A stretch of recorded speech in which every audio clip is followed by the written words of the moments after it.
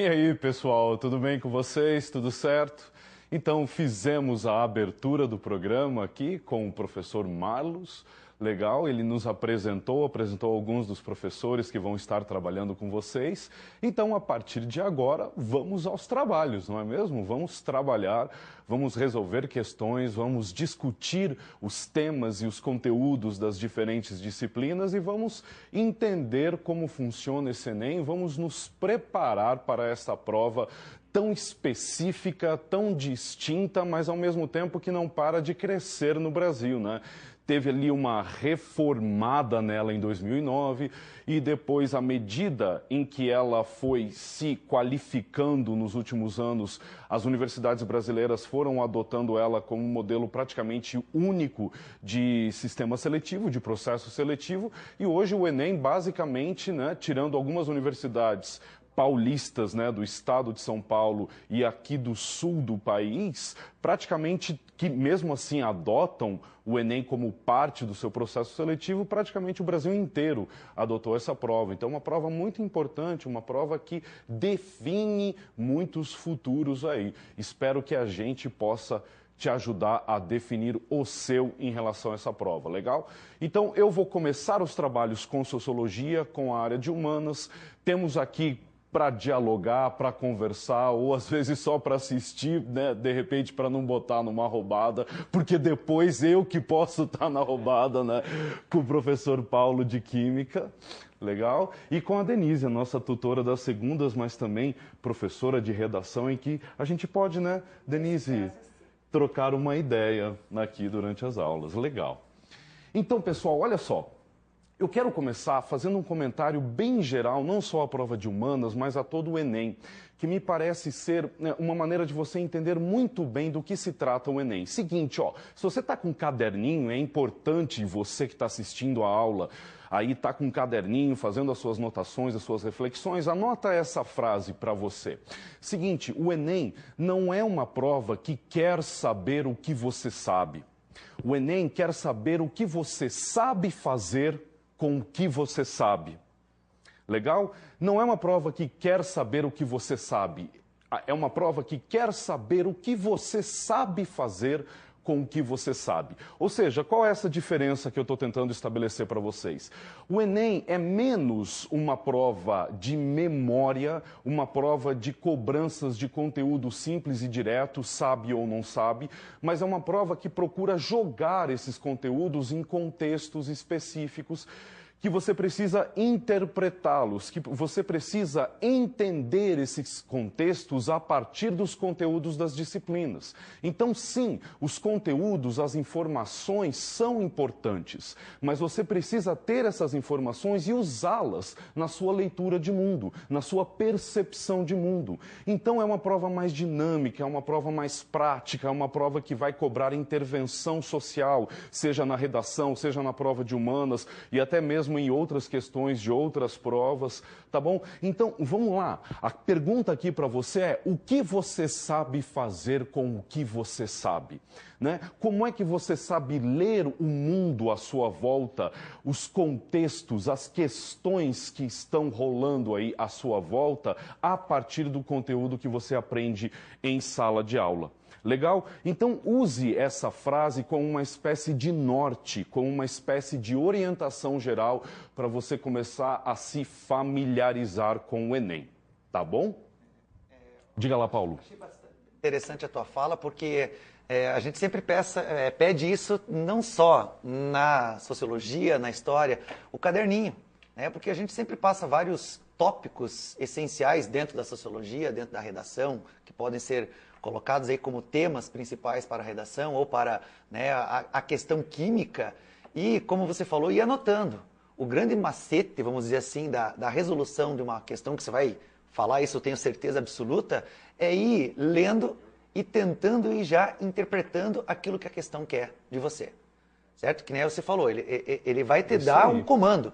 Certo? E esse comando tem que estar bem claro na tua cabeça para que você possa relacionar e ver o que é o norte daquela questão, o que aquela questão quer, se é pedir alguma coisa referente a um texto, porque senão, né, até um tempo atrás, as questões eram muito grandes, né? É verdade. E o aluno lê, e no final não sabe o que quer. Então, a caneta sempre tem que estar na mão.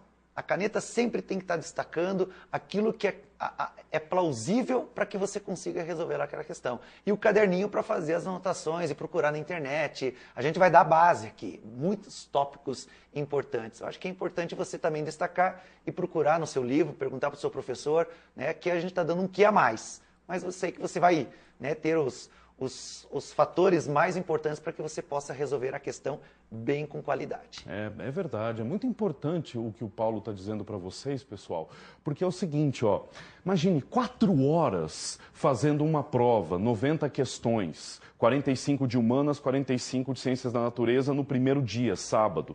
Depois vocês têm mais 45 questões de matemática, mais 45 de linguagens e uma redação no domingo. Caramba, uma verdadeira maratona, brutal, dificílima e que é muito fácil você ficar desatento em algum momento dessa prova. Então, para você controlar a sua atenção, para você controlar a sua concentração, é fundamental que você tenha uma caneta na mão e você esteja conversando com a prova. Então, apareceu ali uma palavrinha que você acha chave para interpretar o comando da questão, grifa, né? Você leu ali o nome de algum autor, você leu ali o nome de um tema, de um conteúdo, pô, escreve do lado, as conexões, as informações vão começar a surgir na sua cabeça. Você que vai fazer a prova, legal? E aí, concordando exatamente com aquilo que o Paulo estava falando para vocês. Pessoal, é assim, ó, costumo falar isso para os meus alunos ao vivo. O processo educacional é assim, o professor está de um lado, o aluno está do outro. Então, nós dois temos que vir até o meio dessa relação. O que isso significa? O professor vai fazer a parte dele. Ele vai tentar dar uma aula de fácil assimilação para você, ele vai tentar trazer o conteúdo na sua linguagem, dando exemplos, deixando a aula mais solta, mais agradável e ao mesmo tempo mais próxima da sua realidade. Pum, fiz a minha parte. Agora, se você não faz a sua parte, que é vir até nós, é prestar atenção, é escrever, é refletir, é ler, é resolver exercícios, caramba, nunca vai acontecer aquilo que a gente quer aqui, que é a educação propriamente dita. Então venha conosco, a gente faz a nossa parte, vocês fazem as suas e mágica acontecerá a partir daí, tá bom?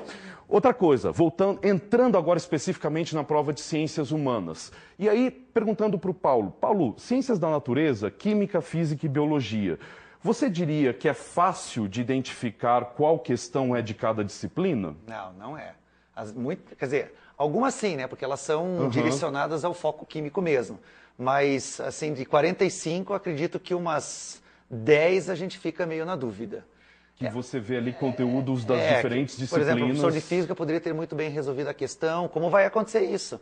Né? Muitas vezes eu seleciono, que a gente programa aqui, eu seleciono as minhas questões, o professor de física dele e o professor de biologia dele.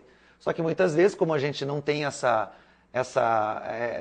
troca de informações, pode ser que eu pegue uma questão de física que o Elton vai resolver também. Só que ele talvez vai focar o foco da física e eu da química. Ou o pessoal da geografia também é muito comum aparecer que são as questões ambientais, que estão aí sempre por detrás das questões da ciência da natureza. Então, a gente não consegue identificar propriamente dita essa questão. Então, essa é uma particularidade, né, pessoal, da prova do Enem. E por isso que nós estamos aqui, né? E por isso que a gente está com sociologia e química aqui. Porque se o Enem, de vez em quando, o Enem, de repente, em um momento próximo, querer juntar essas diferentes provas em uma só, rapaziada, a gente não vai ver problema nenhum. Por quê?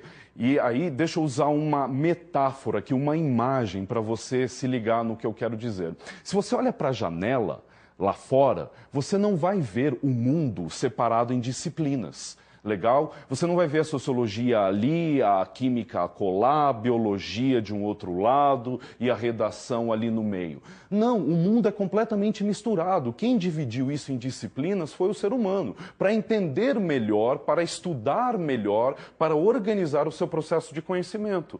Agora, o Enem tenta juntar essas questões, juntar essas disciplinas e estabelecer essas conexões, facilitando a nossa leitura de mundo, facilitando facilitando a nossa compreensão de mundo. Se isso acontece na prova de ciências da natureza, na prova de humanas isso é mais contundente ainda, isso é mais saliente ainda. Vocês vão ver que tem questões aqui que muito bem poderiam ser resolvidas pelos professores de história, pelos professores de geografia, porque, né, às vezes é uma questão de geografia, mas com conteúdo super social, às vezes é uma questão histórica que trouxe como textos de filósofos. Então, as coisas são completamente, assim, entremeadas. E eu espero que vocês percebam isso, tá bom? Bom, hoje é o nosso primeiro dia de aula e a gente tem pouco tempo. Mas só para vocês sentirem esse drama, eu vou jogar uma questão aqui para vocês e comentá-la brevemente, legal, nesse fim de aula. Vejam só, deixa eu abrir ela aqui com vocês.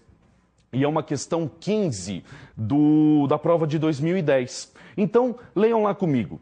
A usina hidrelétrica de Belo Monte será construída no rio Xingu, no município de Vitória de Xingu, no Pará. A usina será a terceira maior do mundo e a maior totalmente brasileira, com capacidade de 11,2 mil megawatts. No entanto, caberia aqui uma conjunção adversativa, mas não tem. Os índios do Xingu tomam a paisagem com seus cocares, arcos e flechas. Em Altamira, no Pará, agricultores fecharam estradas de uma região que será inundada pelas águas da usina. E aí, o Enem vem e te pergunta: os impasses, resistências e desafios associados à construção da usina hidrelétrica de Belo Monte estão relacionados. Então, moçada, aqui ó, um pouquinho comigo. Vocês perceberam que ele jogou um tema muito forte no Brasil contemporâneo, que é a construção de Belo Monte, lá no norte do Brasil. Uma usina hidrelétrica imensa e que, se eu tivesse mais tempo, eu levantaria toda uma história dessa construção que vem desde a ditadura militar aqui no Brasil. Bom, mas à medida em que o governo brasileiro resolveu construir essa usina, claro, uma série de diferentes atores que não concordavam com a construção dessa usina emergiram, questionaram por formas de movimento social, por formas de protesto, ok? E, sobretudo, quem mora na região, sobretudo os índios ali do Parque do Xingu, onde a usina está sendo construída. Então, impasses, resistências, conflitos, como eles estão colocando aqui, eles se relacionam exatamente ao quê? De um lado, a necessidade, digamos assim, pelo menos pela ótica do governo, para qualificar a nossa matriz energética, para aumentar a produção de energia do Brasil e, consequentemente, qualificar a indústria brasileira, o capitalismo brasileiro. Legal? Economia. Agora, por outro lado, como é que você aumenta a economia? Como é que você desenvolve a economia de uma maneira democrática, sem questionar, sem tirar terras de minorias, ok? Sem colocar os direitos das minorias em xeque. Essa é a principal questão deste item aqui. Esse é o principal conflito que emerge em uma série de realidades distintas, não só no Brasil, mas em praticamente todo o país que está tentando desenvolver um parque industrial, uma produção energética. Legal? Então, ó, indo lá para as questões, para as afirmativas, vocês leem. A gente não tem muito tempo, né? Eu vou jogar para vocês. Aqui a questão, a alternativa correta é a B. E exatamente o comentário que eu estava fazendo para vocês. A necessidade de equilibrar e compatibilizar o investimento no crescimento do país com os esforços para a conservação ambiental. O Enem fala nessa questão em conservação ambiental, mas no texto de suporte fala de índios. Né? Opa, então não é só uma questão de conservação ambiental aqui, é uma questão de direito às minorias, de como você desenvolve a sua economia ao mesmo tempo em que preserva não só o ambiente, mas o direito a essas diferenças culturais, a essas diferenças sociais, a esses diferentes interesses no Brasil. Porque esse é um tema sociológico. Se você olha para a sociedade, nem sempre a sociedade inteira quer a mesma coisa, ou melhor dizendo, quase nunca a sociedade inteira quer a mesma coisa. Se você tem grupos sociais interessados em produção, em crescimento econômico, tem outros grupos que estão interessados em controlar esse crescimento e preservar certos direitos que historicamente foram negados a eles. É o caso do índio, é o caso dos índios no Brasil, que estão sendo assassinados desde que os portugueses chegaram aqui e continuam sendo assassinados, seja na questão agrária, seja na questão energética capitalista. Tá bom, pessoal? Fiquem espertos para esse tema. Ao longo das nossas aulas, nós vamos resolver outros itens como esse. Legal? Então, é isso. A gente vai para o intervalo agora? Ou não? O Paulo já entra? Intervalinho? Então, vamos para o intervalinho agora e logo mais o Paulo volta com algumas questões de química para vocês. Tá bom, moçada? Um abraço. Até.